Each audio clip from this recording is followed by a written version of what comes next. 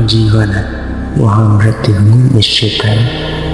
यह संसार का एक ऐसा सत्य है जिसे कोई टाल नहीं सकता। जिसने जन्म लिया है उसे एक दिन मृत्यु का सामना करना ही होगा। शास्त्र कहते हैं जातस्य हि ध्रुवो मृत्यु ध्रुवम जन्म मृतस्य च, अर्थात जो जन्म लेता है उसकी मृत्यु निश्चित है और जो मरता है उसका पुनर्जन्म भी निश्चित है।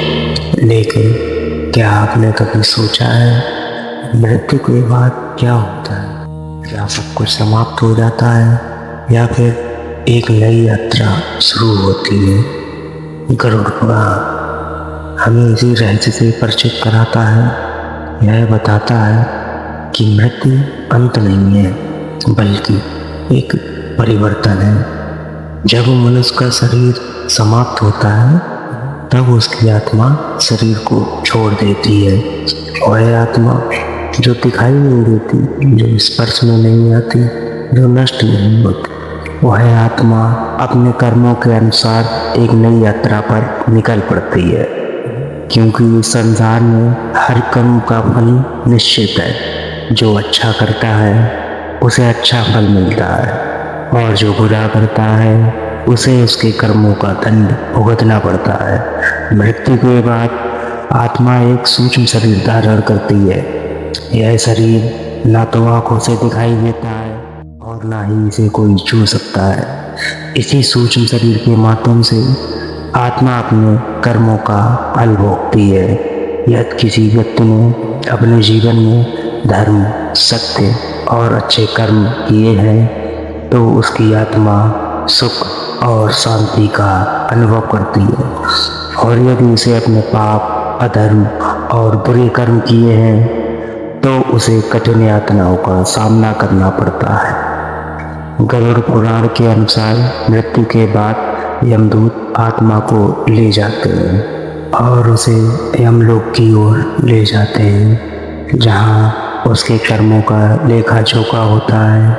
वहाँ कोई रिश्वत नहीं चलती, कोई सिफारिश काम नहीं आती, केवल कर्म ही आपका भाग्य तय करते हैं। धर्मात्मा व्यक्ति अपने शुभ कर्मों के कारण स्वर्ग की ओर जाता है, जहाँ उसे सुख, शांति और आनंद प्राप्त होता है। लेकिन पापी व्यक्ति नरक की भयानक यातनाओं से गुजरता है। गरुड़ पुराण में नरकों का वर्णन अत्यंत भयावह बताया गया है, जहाँ आत्मा अपने किए गए पापों का दंड भुगतती है। लेकिन यह दंड भी स्थायी नहीं होता। जब आत्मा अपने कर्मों का फल भोग लेती है तब उसे पुनः जन्म मिलता है और यह जन्म उसके पिछले कर्मों के आधार पर होता है। यह भी कारण है कि मनुष्य जीवन को सबसे श्रेष्ठ माना गया है, क्योंकि केवल मनुष्य ही अपने कर्मों को बदल सकता है, अपने भाग्य को सुधार सकता है और मोक्ष की ओर बढ़ सकता है। मोक्ष यानी जन्म और मृत्यु के इस चक्र से मुक्ति। गरुड़ पुराण हमें सिखाता है कि हमें अपने जीवन को व्यर्थ नहीं गंवाना चाहिए।